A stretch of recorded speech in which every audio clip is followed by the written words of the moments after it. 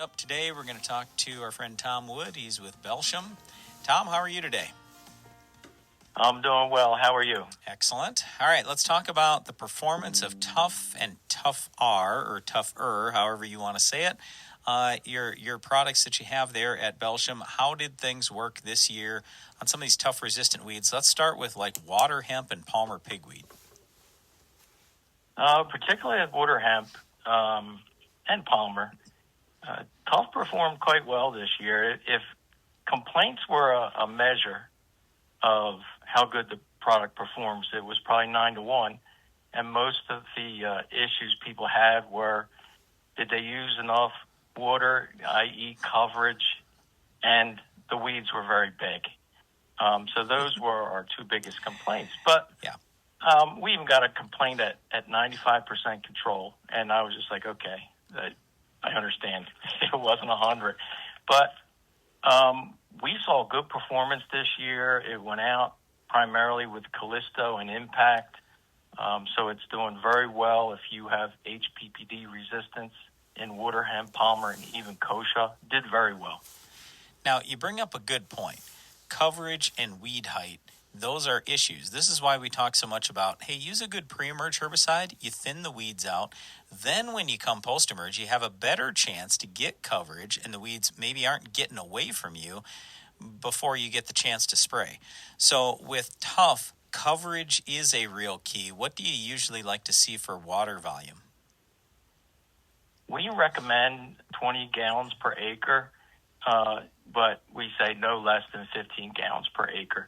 And usually when you have at least 15 gallons per acre, it does very well. Anything below that, you're starting to take some risk.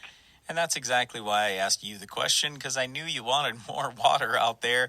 But a lot of farmers, and I'll be honest, even on our own farm, it's hard, Tom, when we say, well, boy, I got all these acres to do. I want to go with 10 gallons of water. Here's what I usually tell people. I say, look, if you got 100 weeds in the field, you just use your 10 gallons of water. But on your weedier fields, that's where you got to make sure that you've got that water volume up, you're spraying on a good day. Because, I mean, the weather can make a huge difference for performance too, right? That's true. If you have a nice sunny day above 70 degrees, it's going to perform even better. And I don't disagree with your comment. But we want it to work and work every time. Absolutely. And we know how that happens. All right. Tom, what else do you have for us today? What other tips from Belsham as far as weed control in corn? Well, whenever we're talking corn herbicides, we're going to talk about Tough and Tougher. Just to remind folks, Tough is a Group 6 herbicide. It's a PS2 inhibitor.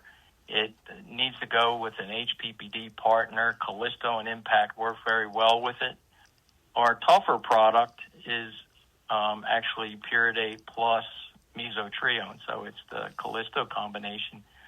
Also worked well, not a lot of availability last year, so we sold that one out. And also, even in today, when we hear a lot of issues around profitability, commodity prices are down, interest rates are up, stocks are high. Tough still provides a good value, even at $4 corn. We're getting yields of 180 bushels plus. It still provides a good return on investment. So it's something to look into. $10 to $12 an acre is generally what it's been priced in the market. We think that's about right. If you can get it better than that, it's really a good return on value. Yeah, you have to have weed control out there if you want yield. And it's not just about this year and this year's yield. If you let weeds go to seed, now you're going to be fighting that and spending more money for many years to come. We've been talking with Tom Wood with Belsham. Tom, thanks for the time today. Appreciate it. Thank you very much. Appreciate it. You bet.